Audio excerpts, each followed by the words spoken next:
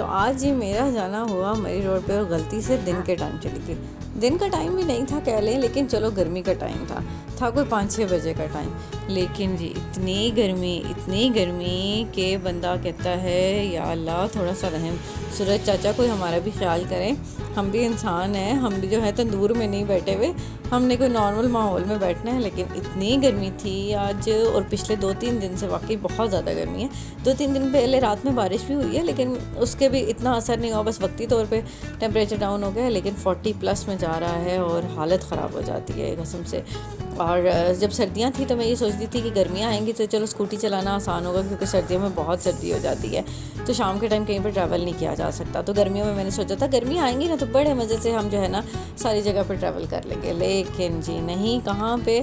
और जैसे ही गर्मियाँ आई हैं तो और माहौल हो गया। मैं सोचती हूँ कि सर्दियाँ ही ठीक थी। जब सर्दियाँ आई थी तो मैंने उस टाइम नई स्कूटी ली थी और मैंने सर्दियों के सारे लवाजमात पूरे किए थे स्कूटी के, कि उसके लिए आपका हेलमेट होता है, ग्लव्स हैं, जैकेट हैं, शूज़ हैं, सारी एक एक करके ना सर्दियों के आखिर तक मेरी सारी किट पूरी हो गई थी। अब जब से गर्मियाँ आई हैं तो अब एक एक करके ना मैंने गर्मियों के लवाजमात पूरे किए।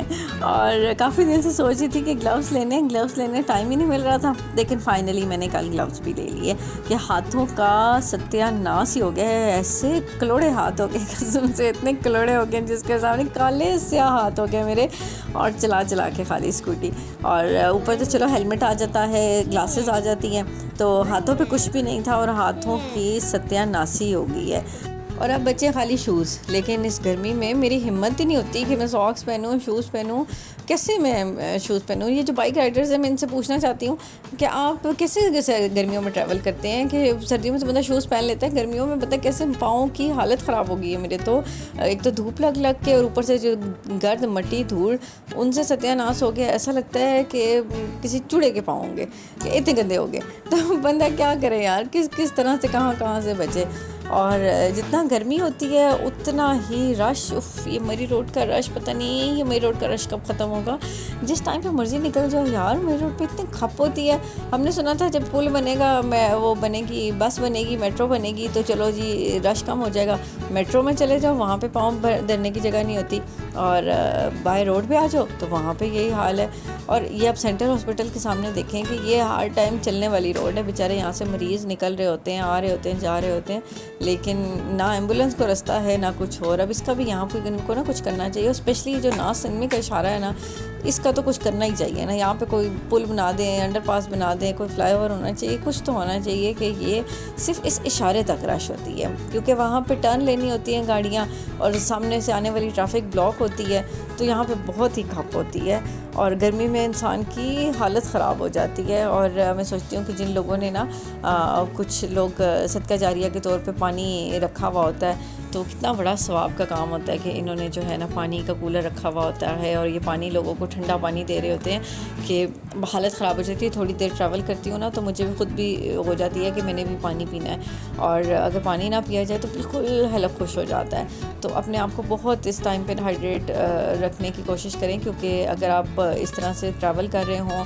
और पानी ना पिएँ तो चकरा के ना किसी दिन गिर जाना है। तो पानी का बहुत ख्याल रखा करें। मैं खुद भी बहुत ख्याल कर रही होती हूँ कि यहाँ भी आगे नेक्स्ट व्लॉग में मैं आपको दिखाऊंगी कि मैंने आगे चल के ना एक जूस ट्राई किया। वो अगला मेरा व्लॉग आएगा इंशाल्लाह, आपको देखने को मिल जाएगा। तो यहाँ पे एक मज़े की बात ये हुई कि बहुत ज़्यादा ट्रैफिक था यहाँ पे, इतनी रश थी यहाँ पे, बिल्कुल ब्लॉक था। और ब्लॉक क्या था, वही सिर्फ नासन में का इशारा, आगे कुछ भी नहीं था, आगे बिल्कुल ट्रैफिक खुला हुआ था, लेकिन सिर्फ और सिर्फ ये नासन में का इशारा ब्लॉक था।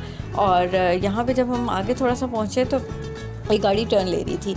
अब कोई उसको रास्ता ही नहीं दे रहा था। पहली तो बात है कि भाई अल्लाह के बंदो, अगर वो टर्न ले रहा है तो उसे लेने दो ना यार। नहीं जी, राइट से निकालेंगे, कोशिश करेंगे कोने खुदरे से निकालेंगे, बस हम चले जाएं, दूसरा भाड़ में जाए ना भाई। उसको एक गाड़ी टर्न हो रही है, उसे टर्न करने तो उसने इशारा भी लगाया हुआ, 2 बंदे भी उसने बेचारे ने पीछे खड़े किए हुए थे गाड़ी मुड़वाने के लिए, तो लेकिन कोई रुक ही नहीं रहा था उसके लिए। मुझे लग रहा था मैं अकेली हूँ जो इस बेचारे के लिए आके रुक गई हूँ और मैंने इसको रास्ता दिया, नहीं तो और तो कोई भी उसको रास्ता देने को तैयार ही नहीं था। अल्लाह करके उस बेचारे को कहीं से रास्ता मिल ही गया। भाई अगर आप 2 मिनट वेट कर लेंगे तो क्या हो जाएगा। हमारे पाकिस्तान में ये प्रॉब्लम है कि हम किसी के लिए वेट ही नहीं करते, हम किसी को जाने ही नहीं देते, हम कहते हम पहले चले जाएं। भाई अगर आप 2 मिनट रुक जाएंगे तो कितना ट्रैफिक का फ़्लो एकदम से तेज़ हो जाएगा। आपके एक गुजर जाने से क्या होगा, सिर्फ आप ही आगे निकल जाएंगे, और आगे निकल के भी कौन से आपने वहाँ पे जो है ना टीपू सुल्तान है, आप जो आगे जाके आपने कोई मार के फ़तह कर लेने, या आपने वहाँ जाके आगे कौन से झंडे गाड़ लेने, कुछ भी नहीं करना। घर जल्दी पहुँच के आपने घर वालों पे हिसाब नाजिल होना है। 2 मिनट देर से पहुँच जाए वो भी शुक्र करेंगे आज थोड़ा सा लेट आया। तो क्या ज़रूरत पड़ी है कि भागम भाग आपने जो है ना ये क्रॉस करनी होती। 2 मिनट रुके, अगले को रास्ता दें, आप भी खुश, अगला भी खुश, सुकून से आप अभी अपने घर जाएं, वो भी सुकून से अपना घर जाए, और ट्रैफिक का फ़्लो भी हो जाता है, ट्रैफिक रुकती नहीं है। लेकिन अब यहाँ हाल देखें कि ये बेचारे अंकल खड़े हुए थे और वो इतनी देर से लोगों को रोक रहे थे कि वो आने दो, इसको रास्ता दो, लेकिन कोई रास्ता ही नहीं दे रहा था उसको। मैं अकेली थी बेचारी जो रुक गई, उसके लिए मैंने कहा चलो यार तुम रास्ता ले लो। अल्लाह अल्लाह करके उस बेचारे को कहीं से रास्ता मिला, और जैसे ही इन अंकल ने दरवाज़ा खोला, आप यकीन करें, ओए होए होए, जो एसी की हवा अंदर से आई है, दिल खुश हो गया। यहाँ पे मैं बिल्कुल दरवाजे के साथ यहाँ पे खड़ी हुई थी और मुझे ऐसा लगा मेरे वेट करने के पैसे पूरे हो गए यार, इतनी ठंडी हवा का एक झोंका आया। और मैंने सोचा या अल्लाह, मैं भी स्कूटी की जगह गाड़ी लूँगी अब। तो अब स्कूटी पे गुजारा नहीं, अब मैंने गाड़ी लेनी है। तो इंशाल्लाह मैंने भी बहुत जल्द जो है ना गाड़ी ले लेनी है। आपने दुआ करना है कि अल्लाह मुझे गाड़ी भी दे, और अगली नेक्स्ट जो है ना मैंने गाड़ी ले लेनी है। तो जी स्कूटी और बाइक्स वाले जो होते हैं इनके लिए बहुत मुश्किल होता है गर्मियों में ट्रैवल करना। जो लोग ट्रैवल करते हैं वो मेरी बात से बिल्कुल इत्तेफाक करेंगे। आपकी क्या राय है मुझे कमेंट सेक्शन में ज़रूर बताइएगा। मिलते हैं आपसे अगले ब्लॉग में, तब तक अपना बहुत सारा ख्याल रखिएगा, क्योंकि आपके बहुत सारे प्यारों को भी आपकी बहुत सख्त किस्म की ज़रूरत है। अल्लाह हाफ़िज़।